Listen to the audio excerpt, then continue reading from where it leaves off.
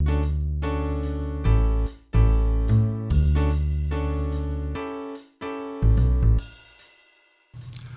matin tout le monde. Alors aujourd'hui, tutoriel Lightroom. Ça faisait longtemps que j'en avais pas fait un. J'ai diffusé sur les réseaux sociaux il n'y a pas tellement longtemps des photos de boudoir que j'ai fait avec Cindy. Et les photos ont eu beaucoup de succès. Alors je me suis dit, je vais faire un tutoriel dans lequel je vais expliquer comment j'ai traité une photo de cette série-là. Dans le tutoriel que vous allez voir, les deux choses importantes dans ce tutoriel-là, c'est d'abord comment j'utilise la courbe des tonalités pour diminuer l'écart de luminosité entre le côté du visage qui est vers la lumière et le côté du visage qui est opposé à la lumière. Dans la photo, la modèle est placée sur le bord d'une fenêtre. Alors forcément, le côté du corps qui est vers la fenêtre est beaucoup plus lumineux que le côté du corps qui est opposé à la fenêtre. Alors dans un premier temps, j'utilise la courbe des tonalités pour retrouver un équilibre dans cette luminosité-là qui est très contrastée. Et dans un deuxième temps, je fais du color grading. J'utilise la nouvelle fonction de color grading de Lightroom pour donner à ma photo une palette de couleurs chaudes. Alors, c'est une photo de boudoir, donc c'est une photo dans laquelle il y a de la sensualité et la sensualité est associée aux couleurs chaudes. Alors, je vais utiliser le color grading de manière créative pour donner à ma photo une palette de couleurs chaudes qui va contribuer à renforcer la sensualité qu'il y a dans la photo. Alors, si vous avez une photo que vous avez fait avec un modèle sur le bord d'une fenêtre, mettez-la dans Lightroom et suivez les étapes du tutoriel et on y va.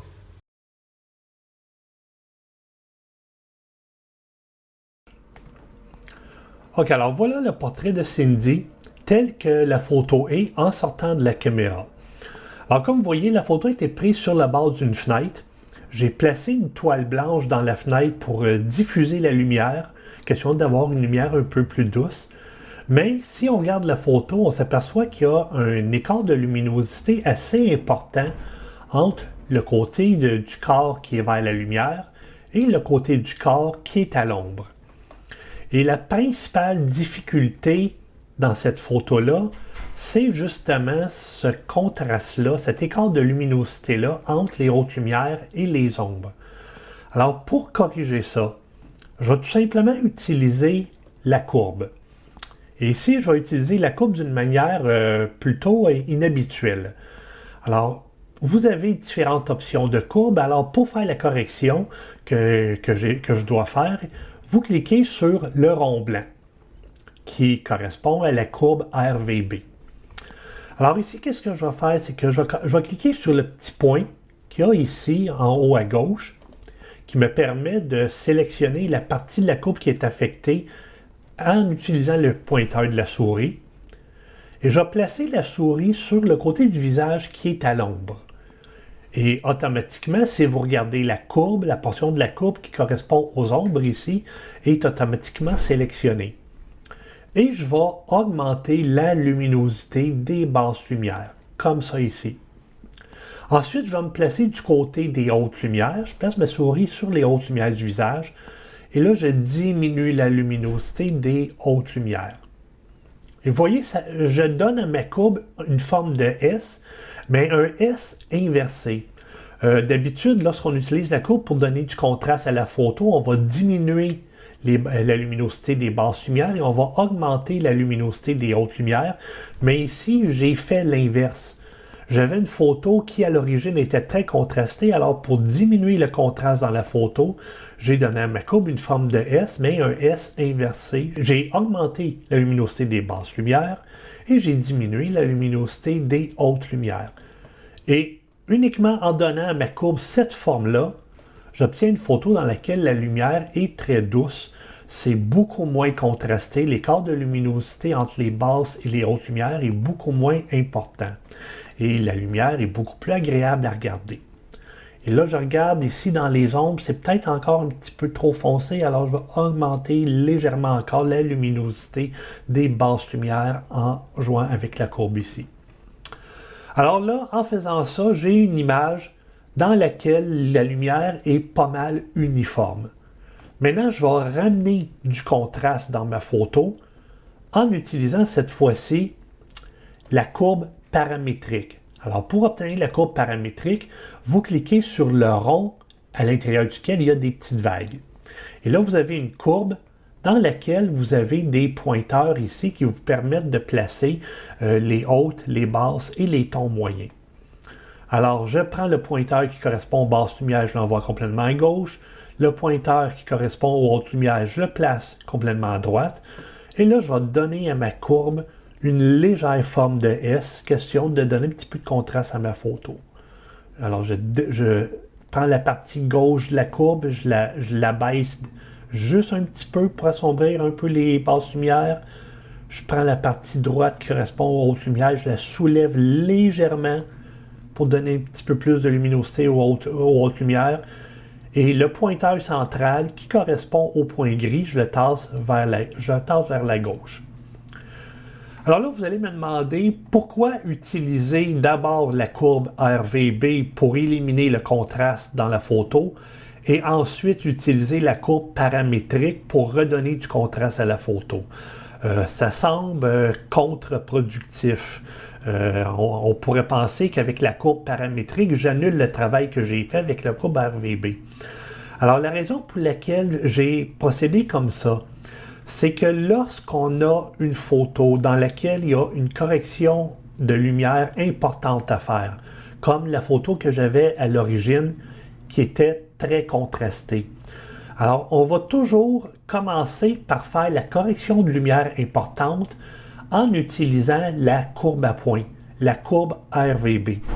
Et lorsqu'on va faire la correction de lumière importante avec la courbe à points, on va essayer d'obtenir une photo dans laquelle il y a très peu de contraste. Et une fois qu'on a fait cette correction-là, après ça, avec la courbe paramétrique, on va donner à notre photo le contraste qu'on veut avoir au final.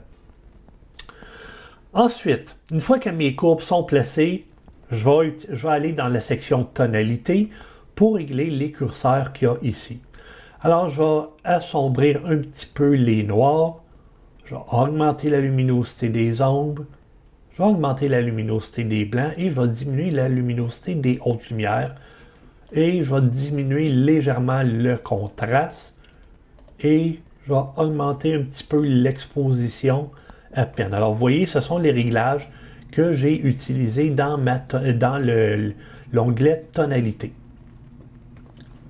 Alors, c'est ma photo en ce moment. Elle est peut-être un peu surexposée, alors je vais diminuer l'exposition. Voilà, comme ça ici. Ensuite, prochaine étape, la gestion des couleurs. La force de cette photo-là va être dans les couleurs. Les couleurs vont donner à la photo la chaleur qui va rendre cette image de boudoir-là très délicate. Alors ici, pour gérer les couleurs, eh bien, je m'en vais tout simplement commencer par jouer avec les réglages de température et de teinte. Alors, c'est une image de boudoir très délicate, alors je veux des couleurs qui sont chaudes.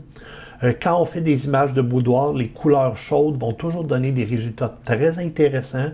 La sensualité est associée aux couleurs chaudes. Alors, vous faites du boudoir, vous essayez de donner à votre image des tonalités de couleurs chaudes. Ça va rendre la photo beaucoup plus charmante.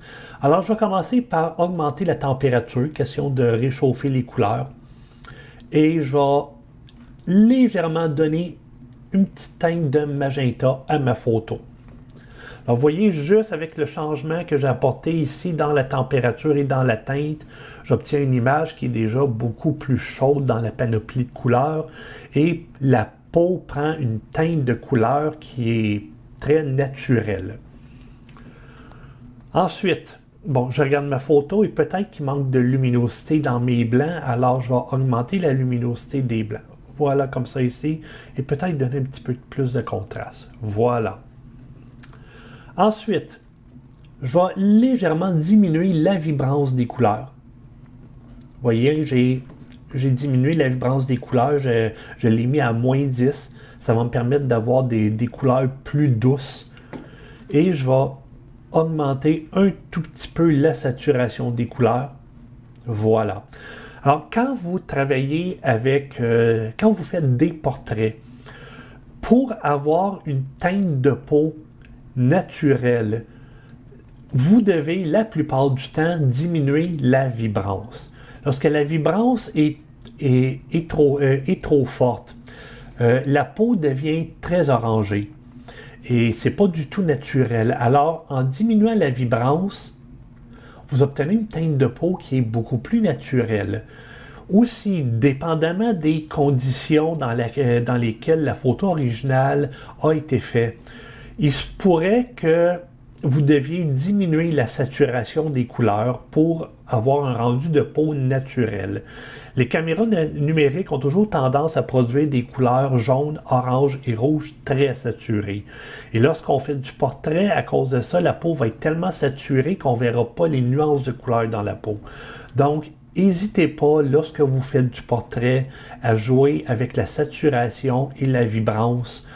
Si vous voyez que vous manquez de détails dans la peau, si vous voyez qu'il n'y a pas de nuances dans les teintes de couleurs de la peau, diminuez la vibrance, diminuez la saturation des couleurs. Maintenant, pour compléter le travail des couleurs, je m'en vais commencer par éliminer toutes les teintes de bleu qu'il peut y avoir dans la photo. Alors, quand on regarde la photo, au premier coup d'œil, on ne le voit pas, mais si on regarde bien comme il faut, on peut voir qu'il y a des légères nuances de bleu dans l'arrière-plan. Alors, je veux une photo qui est uniquement dans des teintes de couleur chaude. Alors, je vais dans la section TSL couleur, je vais dans l'onglet saturation, et je prends le curseur bleu, je l'envoie vers la gauche pour désaturer les bleus. Je désature également les couleurs turquoises et je vais également désaturer un peu les couleurs vertes. Alors, ce sont les trois couleurs qui sont dans la gamme des couleurs froides. Alors, pour avoir une photo dans laquelle j'ai uniquement des couleurs chaudes, je vais désaturer le vert, le turquoise et le bleu. Ensuite, le panneau Color Grading. Alors, cet outil-là, dans Lightroom, c'est absolument merveilleux. Ça nous permet de manipuler la palette de couleurs de la photo d'une manière incroyable. J'ai consacré un tutoriel à la fonction Color Grading de Lightroom. Alors, si vous n'êtes pas familier avec cette fonction-là, je vous invite à regarder le tutoriel que j'ai fait sur la fonction Color Grading. Le lien est sous la vidéo. Alors, la fonction Color Grading. Je vais utiliser cette fonction-là pour introduire dans les ombres une teinte d'orangé. Alors, je clique sur le point noir qui est ici, qui correspond au ton foncé. Et là, dans les ombres, j'ajoute une teinte d'orangé. Alors, vous voyez, ça, c'est ma photo. En ce moment, vous voyez la photo sans le color grading et avec le color grading dans lequel j'ai ajouté une teinte d'orangé aux basses lumières. Et je vais également diminuer légèrement la luminosité de la teinte de couleur orangée qui est dans les basses lumières. Et c'est peut-être un peu trop saturé comme orange, alors je vais également diminuer la saturation de la teinte orangée que j'ai introduite dans les ombres. Ensuite, je vais aller dans les tons moyens. Et dans les tons moyens, je vais ajouter une légère teinte de jaune. OK, la saturation est très faible. La saturation de mon jaune est à 13. Et là, je vais avoir des tons moyens qui sont lumineux. Alors, je vais augmenter la luminosité de la teinte de jaune que j'ai introduite dans les tons moyens. Alors, sans le color grading, avec le color grading. Et là, mes jaunes des tons moyens sont peut-être trop saturés, alors je vais les diminuer la saturation du jaune que j'ai ajouté au ton moyen. Maintenant, la teinte de couleur que je vais ajouter à mes hautes lumières. Alors, si on regarde la photo, les hautes lumières sont éclairées par la lumière qui entre par la fenêtre. Et la lumière qui entre par la fenêtre, généralement, va toujours être plus bleutée que la lumière qu'il y a dans le studio. Alors, dans mes hautes lumières, je vais ajouter une teinte de bleu cyan. Voilà. Je vais en augmenter la luminosité. Et là, je vais tranquillement, en ce moment, le bleu cyan est peut-être un petit peu trop verdâtre, alors je vais le mettre un petit peu plus bleu, voilà. Et là, je joue avec la saturation. Je veux que la teinte bleutée des hautes lumières soit légèrement visible dans la peau. Alors voilà, comme ça ici. Et je vais en augmenter la luminance parce que je veux que mes hautes lumières soient plus lumineuses. Et ensuite, je vais jouer avec le curseur balance. Le curseur balance va me permettre de déterminer si je donne priorité à la teinte de couleur ajoutée aux hautes lumières ou si je donne priorité à la teinte de couleur ajoutée aux basses lumières. Si j'envoie le curseur balance à gauche, la teinte de couleur ajoutée aux basses lumières va être dominante. Si je l'envoie à droite, la teinte de couleur ajoutée aux hautes lumières va être dominante. Alors ici, je vais l'envoyer légèrement vers la gauche, comme ça ici. Et je vais augmenter la fusion, question que les trois teintes de couleurs se mélangent bien ensemble. Voilà. Alors ça, c'est ma photo une fois le color grading fait. Sans le color grading, avec le color grading. Et vous voyez que le color grading fait une grosse différence. Maintenant, je trouve que les basses lumières sont un peu trop sombres. Alors, je vais aller dans la teinte de couleur que j'ai ajoutée aux ombres et je vais en augmenter la luminosité. Comme ça ici. Vous voyez, ça me permet d'avoir des basses lumières qui sont beaucoup moins sombres, beaucoup moins contrastées. Mes hautes lumières sont peut-être un peu trop lumineuses, alors je vais aller dans la teinte de couleur que j'ai ajoutée aux hautes lumières et je vais en diminuer la luminosité. Voilà. Et mes tons moyens, je vais également diminuer la luminosité de la teinte de couleur que j'ai ajoutée à mes tons moyens. Voilà. Alors là, j'ai un color grading qui donne à ma photo une panoplie de couleurs chaudes. C'est très agréable pour une image de boudoir. Et ici, en plus, Cindy portait une veste de laine couleur saumon. Cindy a les cheveux d'un beau blond. Alors, avoir un color grading couleur chaude est très approprié pour cette photo-là. Maintenant, on va sculpter la lumière en utilisant les filtres radiales et les filtres dégradés. Alors ici, la lumière qui entre dans la photo, c'est la lumière qui provient de la fenêtre. Alors, je vais accentuer le fait que la lumière principale de la photo est la lumière de la fenêtre. Alors, je vais commencer par dézoomer ma photo, comme ça va être plus facile pour moi d'appliquer le filtre radial. Je clique sur le cercle qu'il y a ici, qui correspond au filtre radial. Voilà. Et là, je vais prendre le curseur exposition et je vais l'envoyer complètement à gauche pour sous-exposer. Et ça va me permettre de visualiser facilement où le filtre radial est appliqué. Et là, je vais placer mon filtre radial autour du visage et du haut du corps de la modèle, comme ça ici. Hop.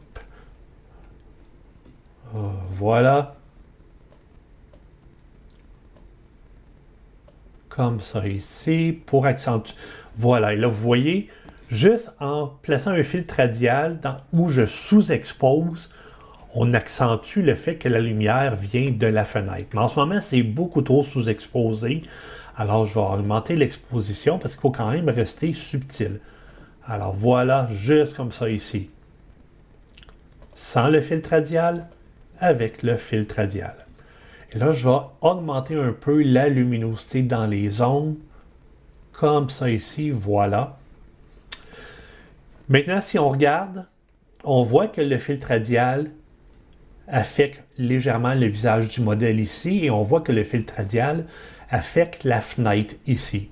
En ce moment, tout ce qui est en rouge correspond aux régions affectées par le filtre radial. Compte tenu que ma photo est dans une gamme de couleurs chaudes, l'affichage en rouge est un peu difficile à voir. Alors, pour changer la couleur de l'affichage du filtre radial, premièrement, quand vous voulez afficher là où le filtre radial est appliqué, vous allez en bas ici, vous cochez la fonction « Afficher l'incrustation de masse sélectionnée ». Maintenant, quand vous voulez changer la couleur de l'affichage, vous menez la touche Shift enfoncée et vous pesez sur O. Et là, vous voyez, l'affichage va devenir vert, il va devenir blanc, il va devenir noir. OK, ce sont les 4 options d'affichage que vous avez. Alors ici, je vais l'afficher en vert. Et là, on est capable de bien voir où le filtre radial est appliqué. Et si on regarde, le filtre radial est appliqué sur le visage du modèle et sur la fenêtre. Alors, je vais enlever ça parce que je ne veux pas que le visage et la fenêtre soient affectés par le filtre radial. Alors, pour corriger ça dans les réglages du filtre radial, vous voyez, je suis encore dans les réglages du filtre radial, le petit cercle apparaît en blanc. Je clique sur pinceau. Et là, j'ai un pinceau qui me permet d'appliquer localement les réglages du filtre radial. Et si je maintiens la touche Alt enfoncée, le petit plus au centre du pinceau devient un moins. Et là, avec le pinceau, je vais pouvoir enlever le filtre radial des régions où il est appliqué. Alors, je passe le pinceau sur le visage du modèle, sur la fenêtre. Comme ça, le filtre radial ne sera pas appliqué dans ces zones-là. Et quand on a terminé avec le filtre radial, on clique sur « Terminer ». Alors, vous voyez, le filtre radial a fait une bonne différence. Et là, je regarde ma photo et ici, on voit un peu la démarcation du filtre radial. Alors, je vais corriger ça. Je reclique sur le réglage du filtre radial. Ici, j'ai un point blanc qui correspond au filtre radial que j'ai appliqué. Alors, je clique sur le point blanc. Le point blanc devient noir. Alors, lorsque le point devient noir, ça veut dire que je modifie les réglages du filtre radial. Et là, je m'en vais tout simplement accentuer le contour progressif. Et vous voyez, le contour ici devient beaucoup plus estompé.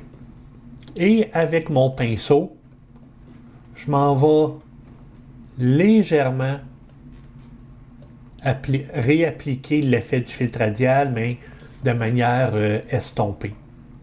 Ici. Voilà. Et voilà. C'est beaucoup mieux comme ça.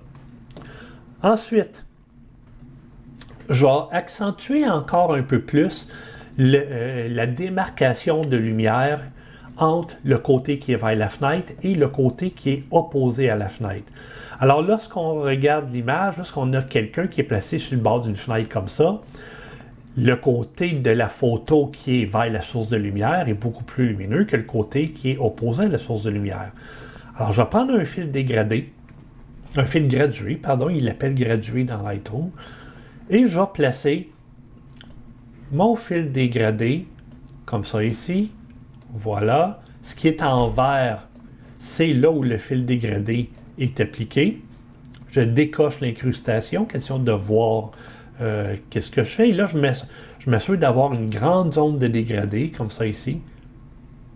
Et là, je vais juste légèrement sous-exposer le côté de l'image qui est opposé à la fenêtre.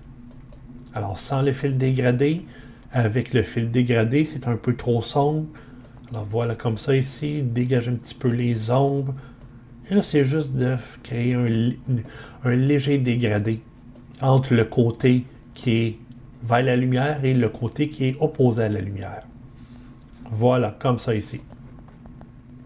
Ah, bon. Maintenant, un peu de retouche locale sur le visage du modèle. Alors, je vais zoomer la photo. Je prends un pinceau. Je prends le réglage ombre. Et je vais passer le pinceau sur le côté du visage qui est un peu ombragé. Question de récupérer un peu les détails. Voilà comme ça ici. Là, je vais augmenter encore un peu plus la luminosité des ombres. Je vais augmenter légèrement la luminosité des noirs. Et je vais diminuer un petit peu le contraste. Et voilà. Et là, j'ai dégagé le côté du visage qui était ombragé. En fait, je l'ai peut-être dégagé un peu trop. Parce que le côté du visage ici, il doit quand même être sombre. Parce qu'il est du côté opposé à la lumière. Alors voilà, je m'en vais juste l'assombrir un petit peu. Question de préserver la luminosité naturelle de la photo. Alors voilà, c'est comme ça que j'ai traité les photos de Cindy. Le secret de cette photo-là, c'est d'abord la courbe des tonalités ici. J'avais une photo originale qui était très contrastée. Il y avait un grand écart de luminosité entre le côté à l'ombre et le côté vers la lumière. Alors, j'ai utilisé la courbe à point pour diminuer l'écart de luminosité entre les ombres et les hautes lumières. Et pour faire ça, j'ai donné à la courbe une forme de S inversée. Une fois cette correction-là de lumière faite, j'ai utilisé la courbe paramétrique pour donner à ma photo le contraste que je veux avoir. Et le deuxième point important dans le traitement de cette photo-là, c'est le color grading ici qui me permet de donner à ma photo une palette de couleurs chaudes qui est très appropriée pour une image de boudoir.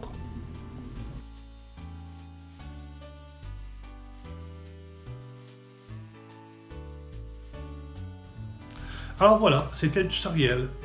Comme vous avez vu, j'ai utilisé la courbe des tonalités d'une manière un peu particulière, mais ça m'a permis de rééquilibrer le contraste dans la photo. N'hésitez pas à jouer avec la courbe des tonalités. La courbe des tonalités peut être utilisée pour accentuer le contraste dans la photo. Elle peut être utilisée de bien des manières, la courbe des tonalités.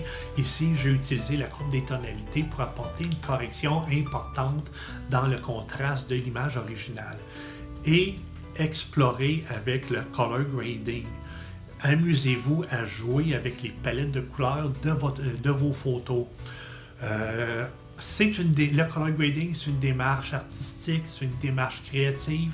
Alors, il n'y a pas vraiment de bon ou de mauvais color grading. Lorsque vous vous amusez à jouer avec les couleurs de votre photo, commencez par vous demander quelle émotion que je veux montrer dans l'image. Ici, c'était une photo de boudoir, alors je voulais que mon image traduise la sensualité, la douceur. Maintenant, quelle gamme de couleurs va me permettre de mieux traduire la sensualité et la douceur? Bien, des couleurs chaudes. Alors, j'ai fait un color grading qui m'a permis de donner à ma photo une palette de couleurs chaudes. Si vous voulez donner à votre photo un effet dramatique, une image dans laquelle il y a du stress, il y a de la peur, bien là, peut-être utiliser un color grading dans lequel vous allez donner à votre photo des tonalités bleues acidulées pour traduire la peur, pour traduire l'inquiétude. Alors, explorez avec le color grading. Allez plus loin que les couleurs que la caméra vous donne. OK? C'est que les couleurs qu'il y a dans votre photo, vous pouvez les manipuler, vous pouvez jouer avec. Donc, amusez-vous avec le color grading. Alors voilà, c'est tout pour aujourd'hui. Alors, on se revoit bientôt. Bye bye.